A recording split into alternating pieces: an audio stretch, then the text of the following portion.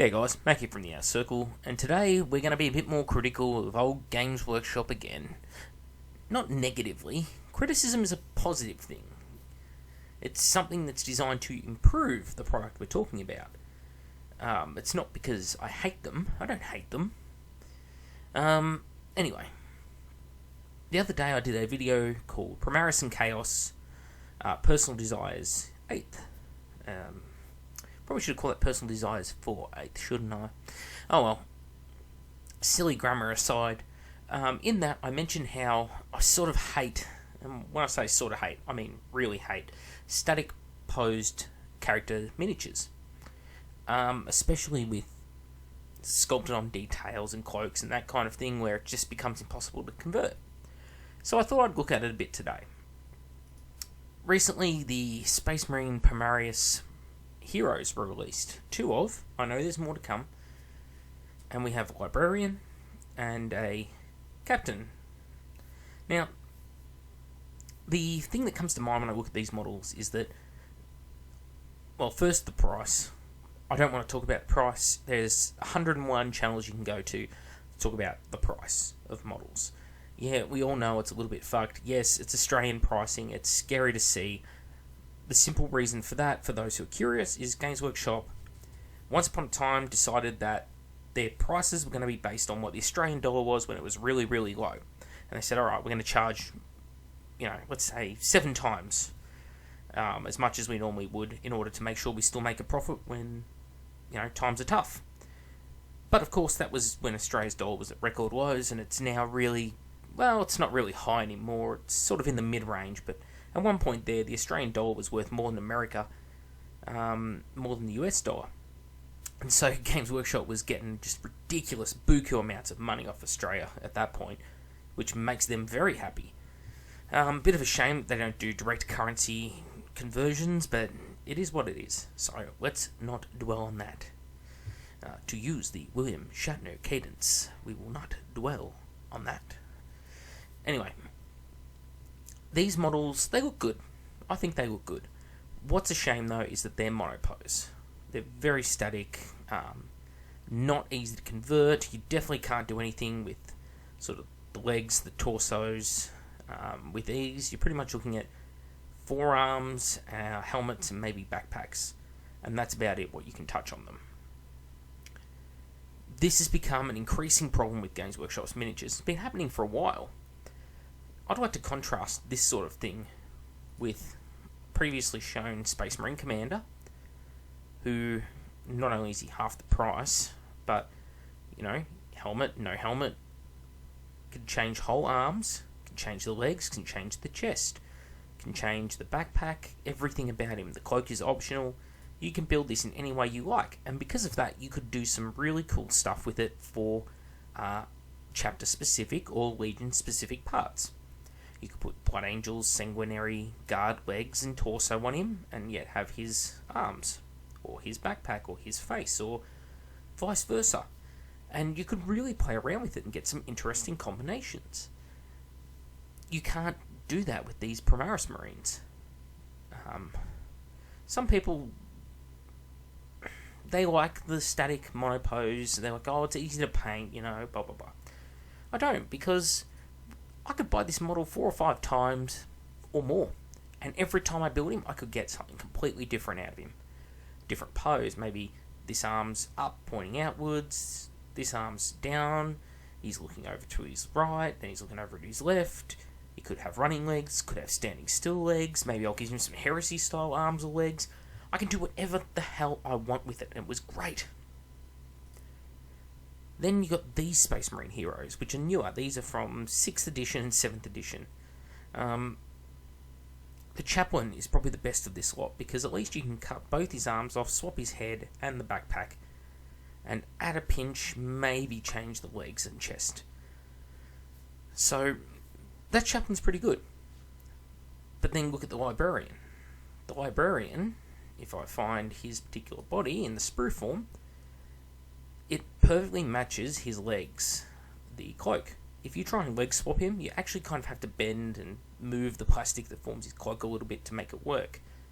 On top of that, the left shoulder pad is built directly into the torso already, which means that, again, you've got to crack out the knife, crack out the green stuff, the file, that kind of thing, if you're going to modify it.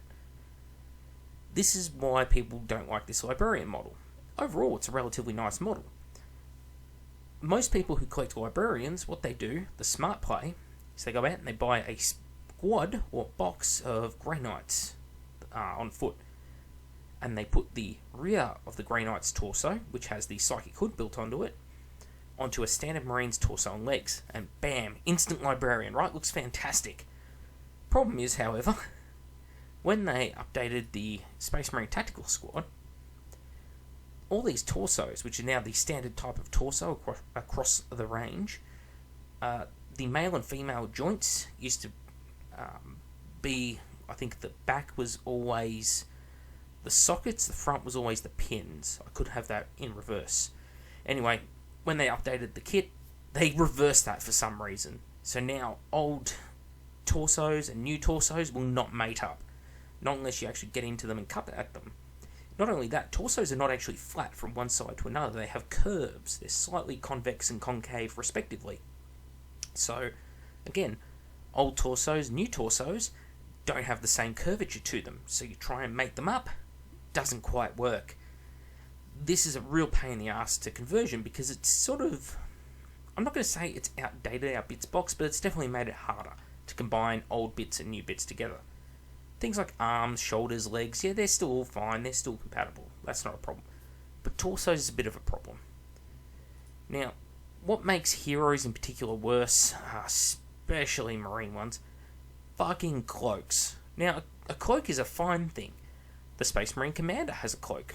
This lovely $37 model that's about 10 years old, maybe more. I think it was 4th or 5th that it came out. He's got a cloak. Looks great. And there's plenty of models that come with cloaks, such as the Custode, Thousand Sons Rubric Sorcerers, that kind of thing. But they're an option, an optional extra. The problem with Marine characters, and you see it very clearly with this captain, is that his cloak is touching all of his body and is in fact a part of his body. You're not swapping legs on this guy. You're not swapping torsos, any of that, without a great deal of effort. I had this same problem with the Betrayal at Kelth Terminator Lord and the Betrayal at Kelth Chaplain.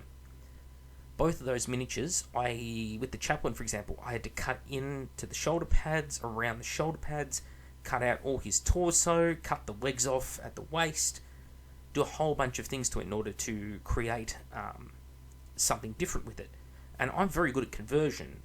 I'm a fitter and turner by trade in engineering. And the thing is, I'm very good at using my hands, and I can do fine machining, down to 100th of a millimetre when I'm using a lathe or a mill. That's fine. So I have those skills.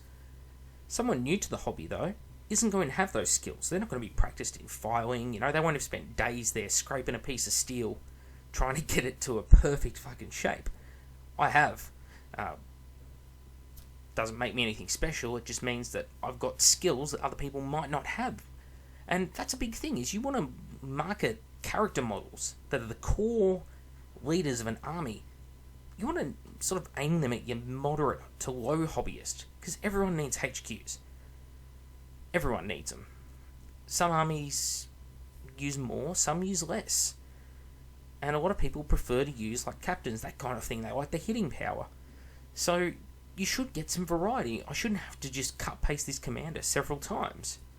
What I should be able to get is this old-school Space Marine commander, who I can just make him however I want on the day. I mean, look at the images that people have sent in, converted, through like Instagram, of their captains.